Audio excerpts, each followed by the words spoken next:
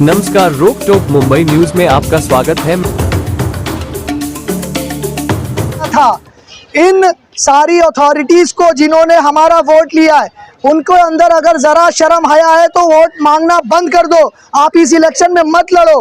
15 साल आपने कुछ नहीं किया, आप वोट मांगने और आप घर घर जाकर वोट मांग रहे हो। अगर आप 15 साल काम किए हो तो आपको वोट मांगने की जरूरत नहीं पड़ती, आप अपने घर में रहते और लोग आपको जिताते। लेकिन आपका वोट मांगना दरवाजे दरवाजे जाकर बाबू दे दो, बीजेपी आ रही है, शिवसेना आ रही है, फला आ रहे हैं, फला आ रहे हैं, ये जो डर है आपका, ये डर इसीलिए कि आप समझ गए हो कि जनता का आपने काम नहीं किया और जनता इस बार आपको जवाब देगी। एक बाथरूम के लिए बच्चों की जान गई है, इससे ज़्यादा शर्मसार उस इलाके के एमएलए के लिए कुछ नहीं हो सकता। उस एमएलए ने आकर माफ़ी मांगना चाहिए। 1 हफ्ते के अंदर सारी इलीगल पार्किंग को हटाना चाहिए।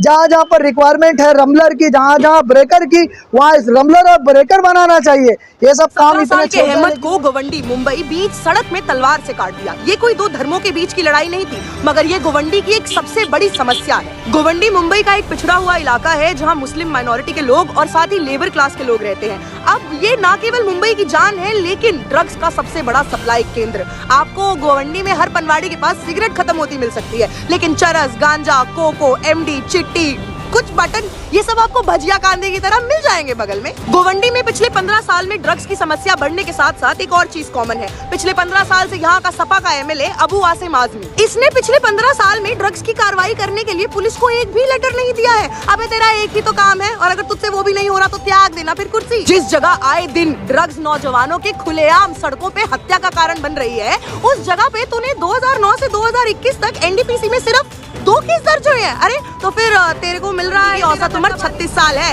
तुम्हारे पूरे मुंबई का सारा बायोमेडिकल कचरा यहाँ आके जलता है। एसएमएस कंपनी के धुएं ने सांस लेना मुश्किल कर दिया है। टीबी पेशेंट मुंबई के सबसे ज्यादा है यहाँ पे। तो अगले कचरे के बैच में तू अपनी शर्म को भी आग लगवा दियो ना। गुंडागर्दी में टॉप, क्राइम में टॉप, कोई तेरे खिलाफ सोशल एक्टिविस्ट आवाज उठा दे तो तू उसके खिलाफ फर्जी केस करवा देता है। गोवंडी के सभी लोगों से मेरी एक अपील है, ऊपर वाले ने एक सुनहरा मौका दिया है। कुछ दिनों में गोवंडी में चुनाव है, तो याद रखिएगा कि आपका इस बार का वोट किसी नेता के लिए नहीं होना चाहिए। आपका इस बार का वोट किसी को जिताने के लिए नहीं होना चाहिए। आपका इस बार का वोट आपके खुद के लिए होना चाहिए, आपके परिवार के लिए होना चाहिए, आपके बच्चों की सुरक्षा के लिए होना चाहिए। आप इस बार जब वोट करने जाओ तो ये याद रखना कि आपने किसी नेता को जिताने के लिए वोट नहीं देना है, मगर अपने लिए और अपनी गोवंडी के लिए वोट देना है। आपका एक वोट, याद रखिएगा, गोवंडी की सारी दिक्कतें खत्म कर सकता है।